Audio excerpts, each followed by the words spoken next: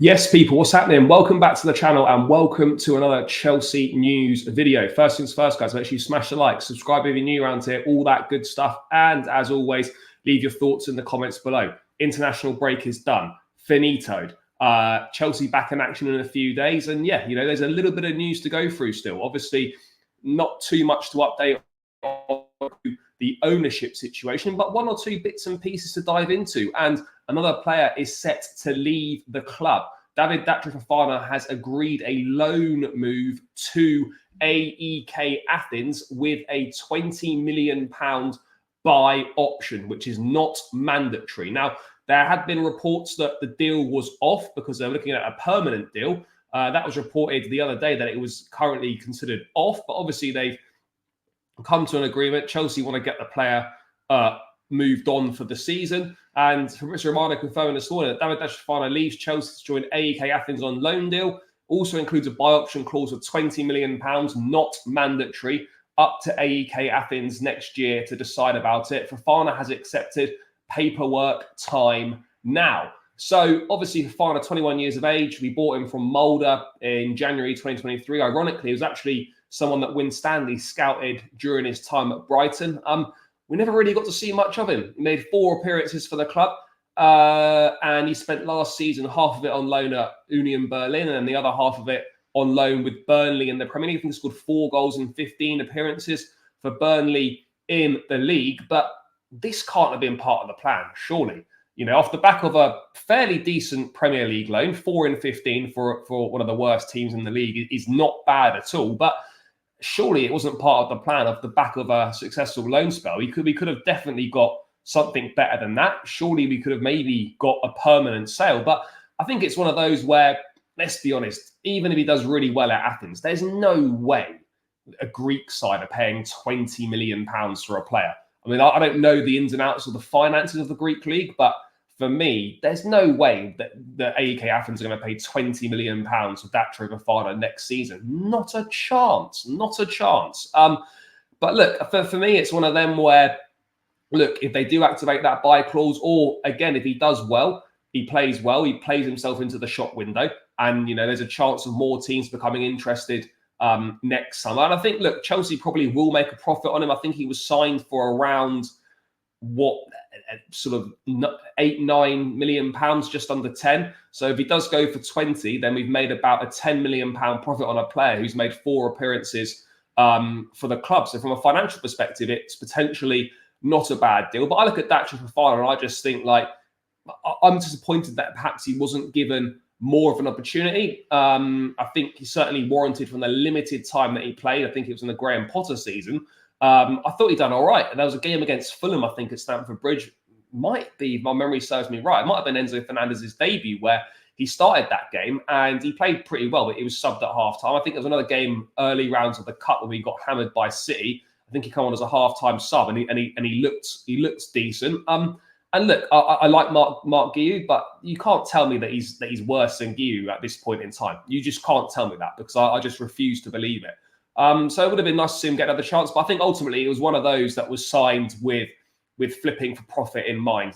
Like, he was, if we're being totally real here, he wasn't purchased to really have a big chance at Chelsea and play some sort of significant role at the football club. So it's an okay move, not the most exciting, but at least he's going to go and play football. That's the most important thing, because it's not good for anyone just to sit about and rot basically until January and then hopefully try and find a move then. There's no winners there. Chelsea don't win and the player doesn't win, Value goes down, the player's not playing.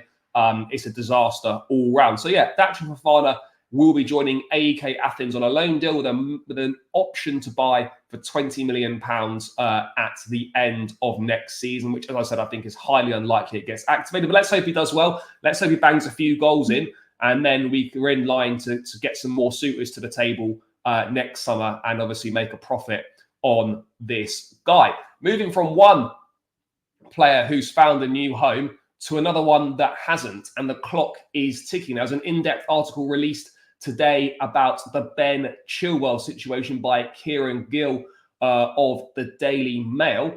And I'll be honest, I do feel sorry for Chile on a human level. It can't be great at all. You're a top professional. You're turning up. You're training away from the first team, and nothing to do with the football club. And if you don't get a move to Turkey sorted by the end of Friday, you are facing the prospect of playing zero football until January. And it's an absolute disaster. Chelsea will be shelling out 200 bags a week for Ben Chilwell to train the development squad and contribute absolutely nothing to the football club. So it is in the best interests of Chelsea and the best interests of Chilwell to do whatever it takes to find a move to go and play football, because it's utterly, utterly ridiculous right now at this point in time. And there's a couple of things from this report. The first one, which is kind of what I've just said, but I'll just go quickly through it anyway, is that those close to Ben Chilwell insist it makes no sense for him to go unused, saying it is better to place your player in the shop window rather than shove him in storage and ruin your chances of recouping anything. He hoped he would be included in last week's Conference League squad.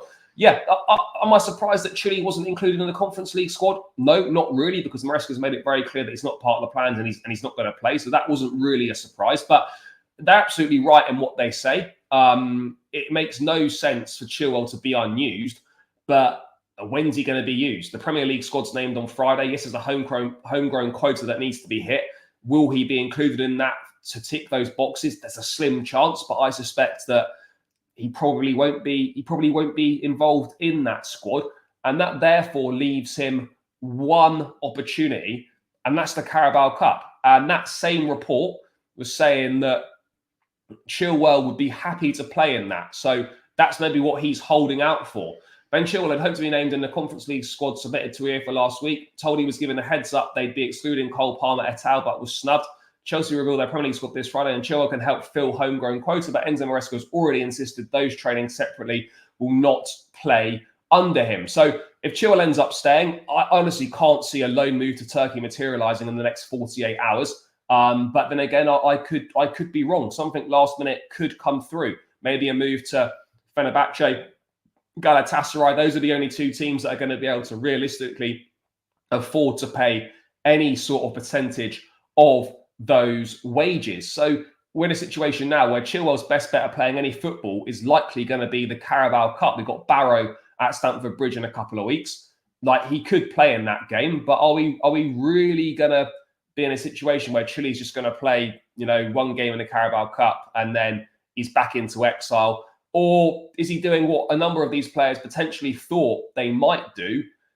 And, if they end up staying, well, Chelsea are not going to not use us. We're going to maybe be able to force our way back into reckoning. But ultimately, I think Chelsea are very much going to stick to their guns and hold firm. I don't see us making any exceptions. It's been made crystal clear what the scenario is, and we've looked like idiots, not for the first time, if we suddenly, do a bit of a role reversal on this situation. But there's just no winners here, no winners at all, because Chilwell, for whatever people think of him, and yes, his form's not been great. He's not the player he was since those serious injuries that he suffered.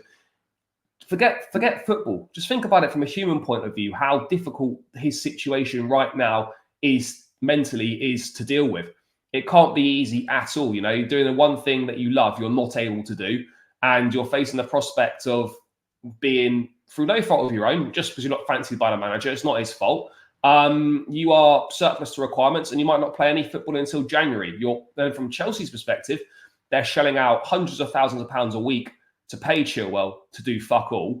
And any sort of money they thought they might be able to recoup for him, that's going to go down and down and down whilst he's not playing. So yeah, this is not an ideal situation at all. And I don't know what Chelsea are going to do, but Chelsea have really only got themselves to blame.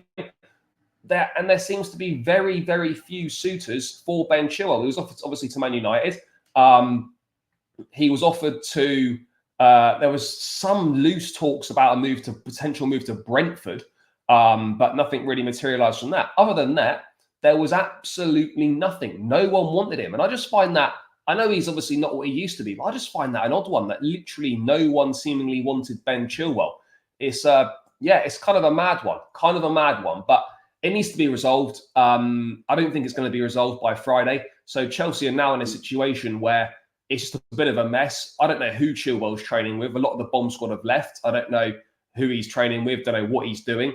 But he's basically been being paid a lot of money to offer nothing to the football club. And that's not good for anyone. So let's hope some sort of resolution can be reached. And maybe he can just even train with the first team, even if he's not going to play, just something for him. But yeah, that's just my thoughts. A couple of bits of news to round up there. Love for the support as always. Let me know your thoughts in the comments below. Smash the likes, subscribe, all that good stuff. Up the Chelsea, and peace out.